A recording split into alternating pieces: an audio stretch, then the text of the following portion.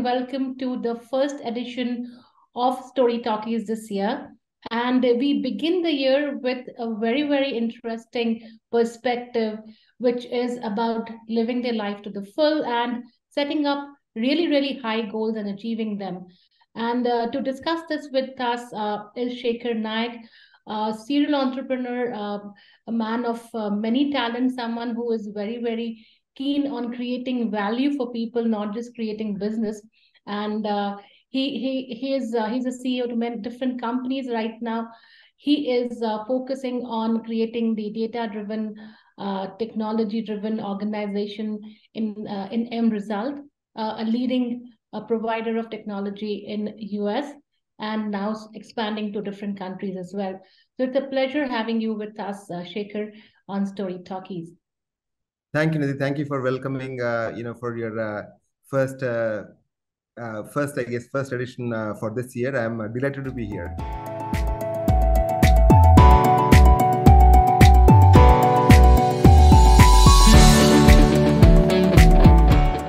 So, Shekhar, we'd like to begin with asking you that amidst all the gloom that people are saying, there's a recession coming, there's a environmental crisis, there's a war going on.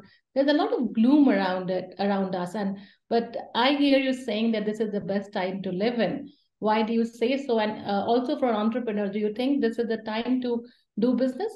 There are, I think, like multiple questions, I guess, so I'm going to kind of take each one of them. So, I think it's kind of some ways like human nature. We kind of go between, like upbeat note and downbeat note. So that's sort of like most things in life, I guess. Always up and down. Typically. So obviously, like there are a number of things kind of going on in this world at this point of time, and we feel a little down about things. But if you really look at it from a historical perspective, what we're kind of going through is of course, there are some things not kind of going that well right now. But from a historical perspective, this is nothing significant from that perspective. So kind of given that, I'm still very optimistic that as humans and as humanity, we're gonna kind of figure out solutions, and we'll get through this.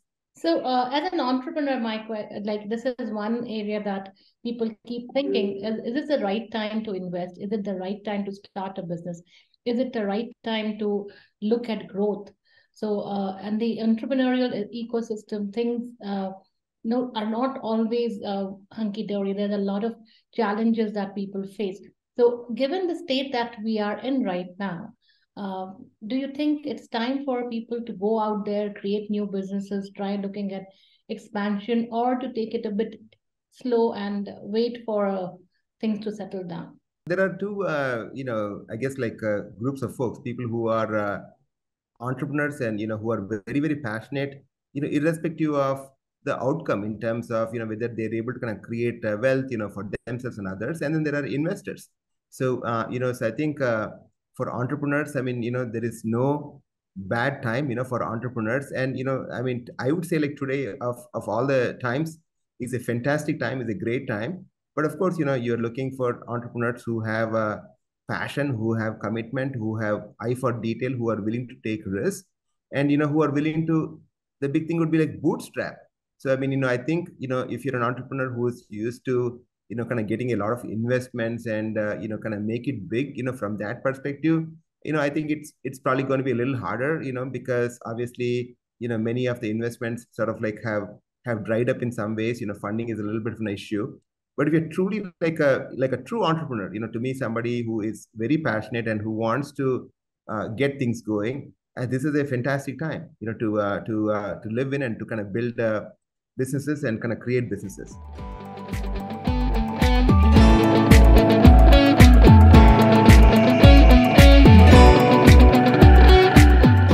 That's really a positive note for us to all to look forward to, because the year is tough, but I think we have to get through it with a lot of positivity. And when you talk about positivity, a lot of positivity comes from the people around us, right? And it doesn't matter whether you are a technology company, whether you're engineering, whether you are retail.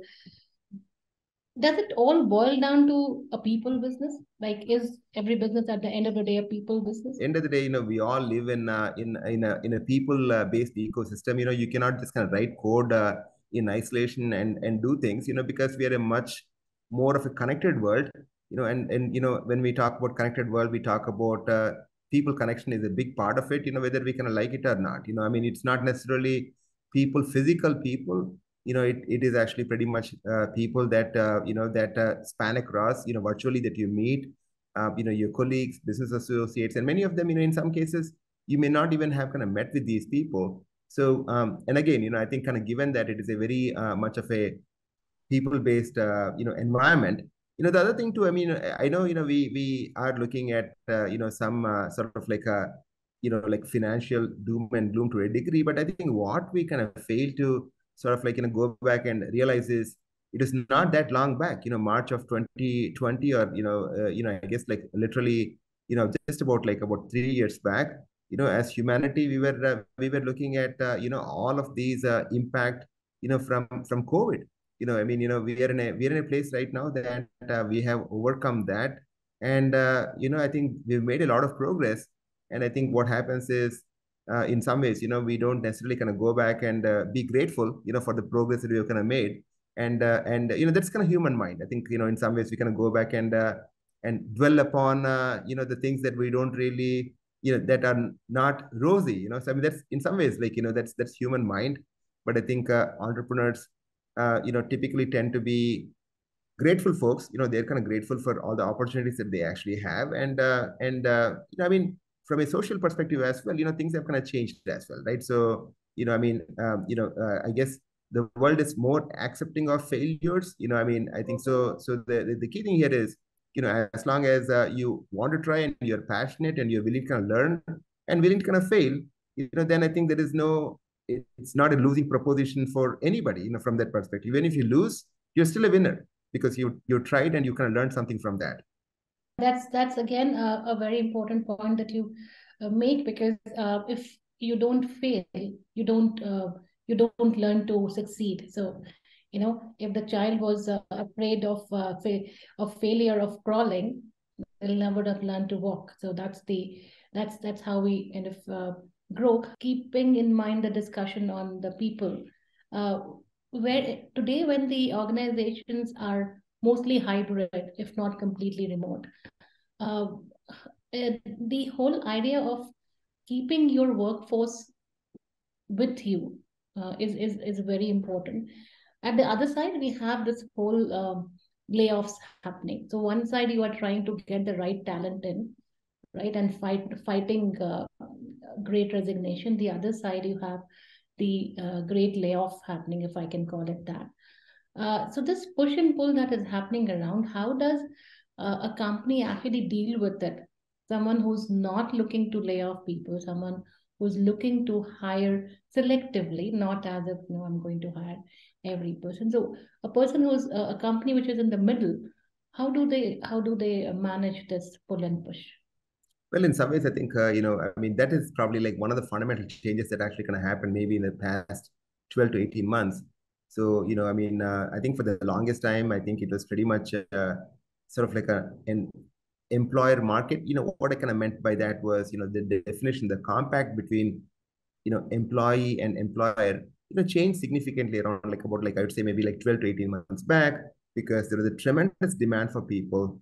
And what happened basically was, that kind of created a lot of churn and a lot of attrition, obviously, because people wanted to kind of change their careers, wanted to kind of switch companies, wanted to kind of have like better opportunities.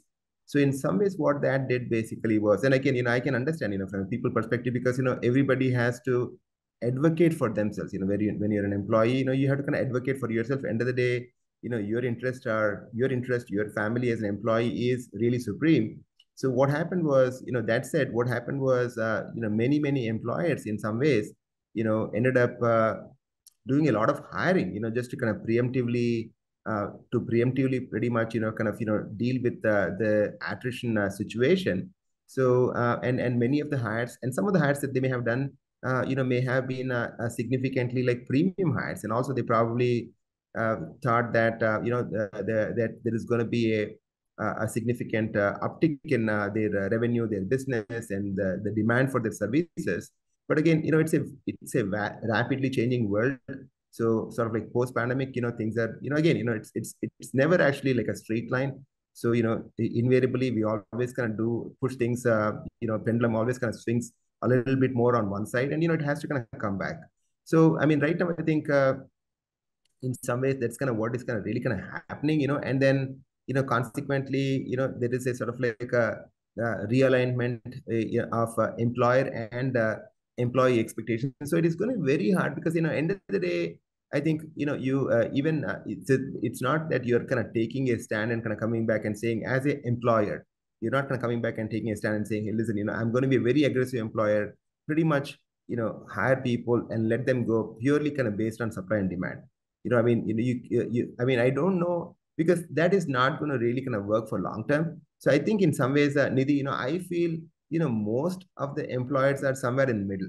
So I mean, I don't, because people are not kind of hiring people on a contract basis, right? So they make investments in people. So most people are in middle.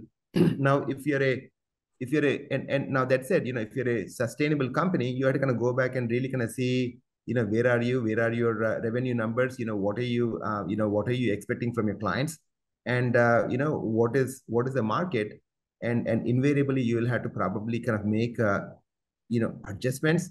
And now that said, I run several companies, and even today, we still are struggling with certain key talent. We're talking about specialized talent. So I know people are talking about the white collar layoffs and the Great Recession, and but then again, if people have good skill sets and they are dynamic and they are willing to add value to an organization, I think they will be in strong demand. I don't see that as being a challenge at all. And again, but that said, companies are also from an employer perspective, they also are more focused on not having a significant number of people that they cannot really utilize. So there will be a degree of adjustment. So I'm not necessarily I guess it can be like one way or other. It's more, end of the day, it's basically sort of like a balance between the employers and the employees.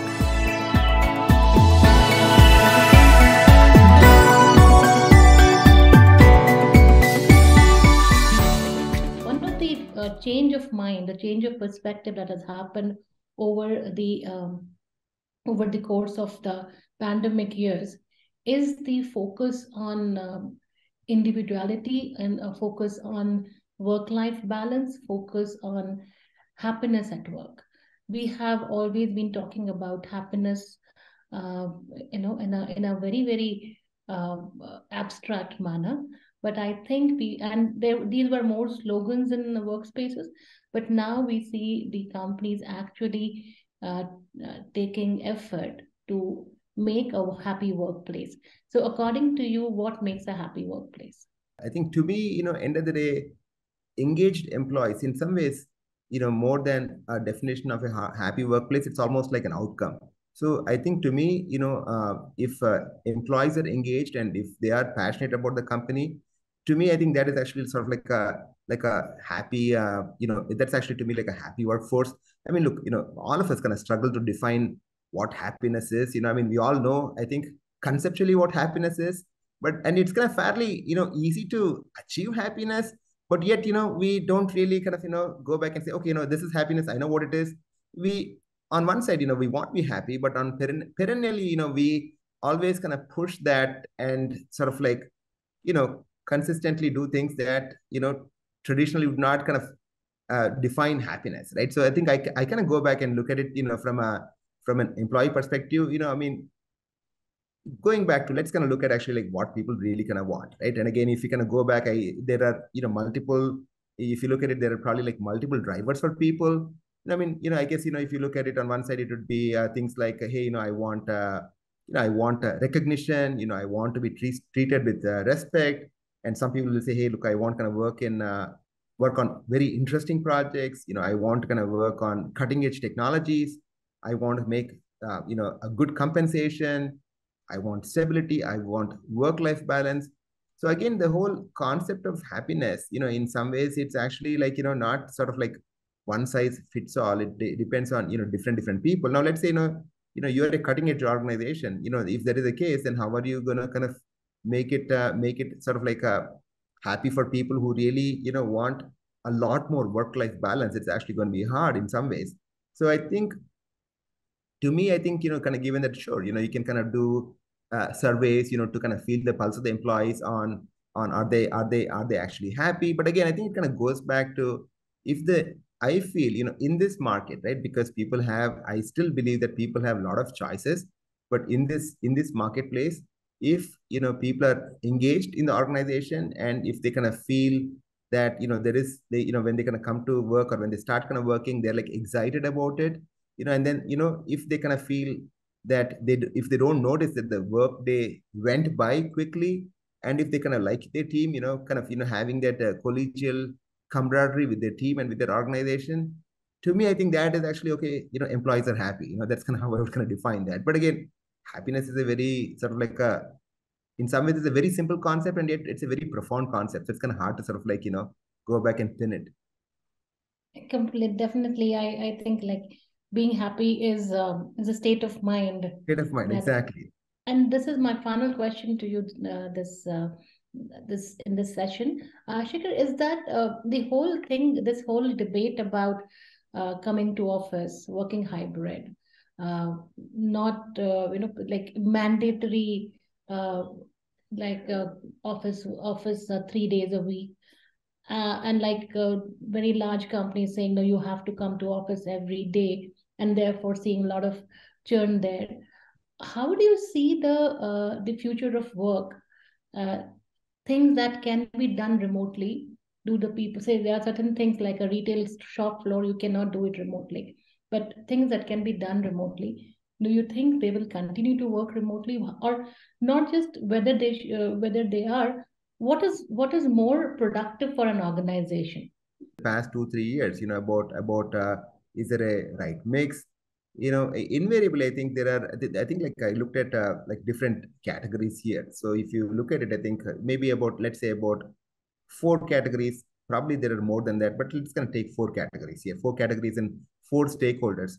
So you have the employees themselves, and then you have the employer, and then you actually kind of have probably maybe sort of like, I would say, maybe I'm just going to, for a lack of a sort of like a broader context, I'm going to use government. Government could actually kind of mean, like especially in the US, we talk about like local governments, state, and governments, I'd probably kind of say who are responsible for the local ecosystem. Probably, I'm going to look at that as a government category.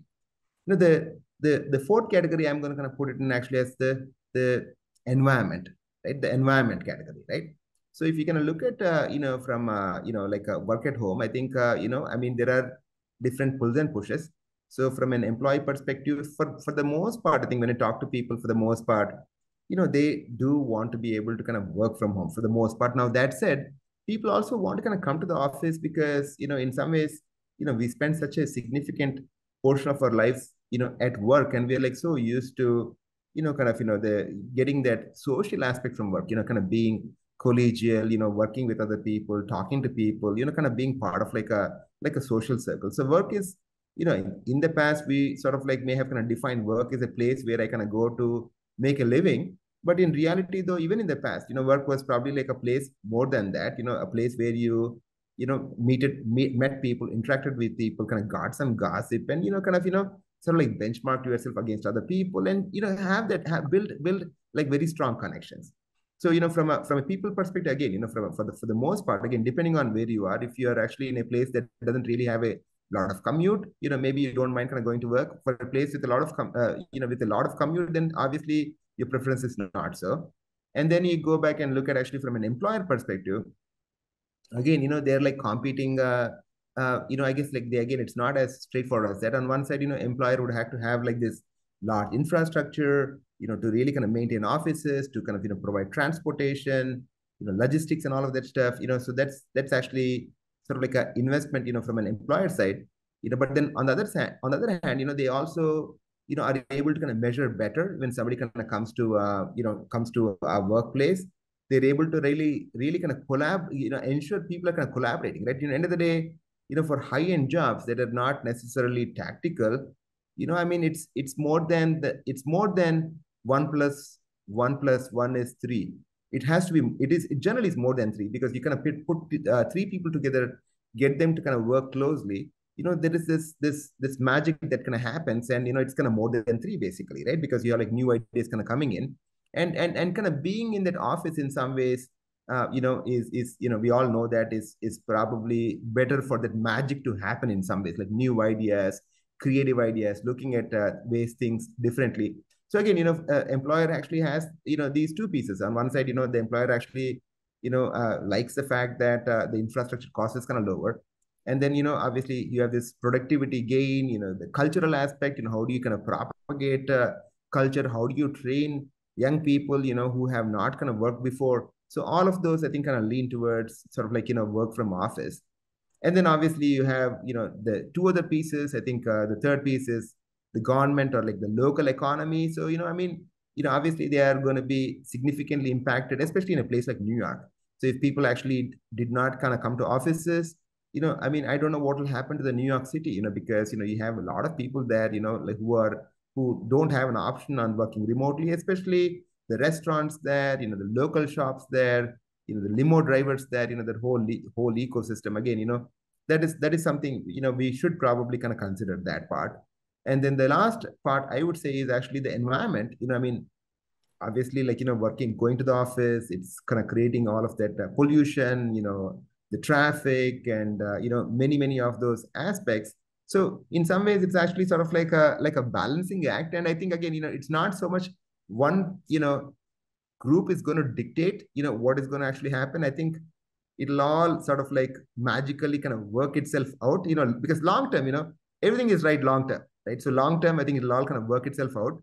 But again, it for from an employee perspective, I would basically kind of see, if for somebody who, for them, if working from home is a big thing, then I'm sure that organizations will support in one way or form, because if they no employer wants to lose dedicated, passionate people, right? So I think the best thing to do is probably to kind of go back and kind of communicate to their employer, and actually kind of see and basically kind of see how they can make it work, right? So yeah, that's kind of my take on that, Nidhi. So it looks like it's hybrid, which is going to win for the time being. Uh, Absolutely. Yeah. that because it has to be, as you said, it's a balancing act Right. that we are doing. So when you talk about balancing act, communication becomes very crucial, right? When in the kind of place, in the kind of space we are in, the kind of environment that we are in, and there will be conflicting messages coming to people. There's no single version of truth, as it said, Right. right? Right. Lot of confusion. There's a And lot and of I was talking to, on this topic, I was kind of talking to somebody, really smart yesterday. And and this person said that, everybody's kind of figuring out, even if you're one of the largest corporations in the world, you're still kind of figuring out, hey, what actually happens. Because again, we also saw that in the beginning of the pandemic, pretty much there are many large companies which kind of went back and said, look, we're going to permanently, work from home. We would not need permanent, you don't need to kind of come back to office, right? So now, I mean, many organizations, they're saying, okay, what does this mean? So I think, people are still kind of figuring it out, Nidhi. No, that's kind of what I feel. Yeah, definitely. I was saying the communication, right? How do organizations communicate, even whether you're working in office or remotely? How do you keep the bias away? How do you keep away all the misgivings and confusions that happen in people's mind? I think isn't that also very important? Absolutely, because people, like, I mean, I guess, like, from a leadership perspective, organizational leader perspective, you're still thinking, you're kind of placing bets, and I think, how do you actually transparently kind of communicate that to people? Because people actually kind of expect that you have answers. Whatever you do, they think you're doing it like very deliberately, and that that's the right path. But I think in reality, I think even organizational leaders, large company leaders are still kind of figuring this thing out. That is kind of my sense. And you're absolutely right.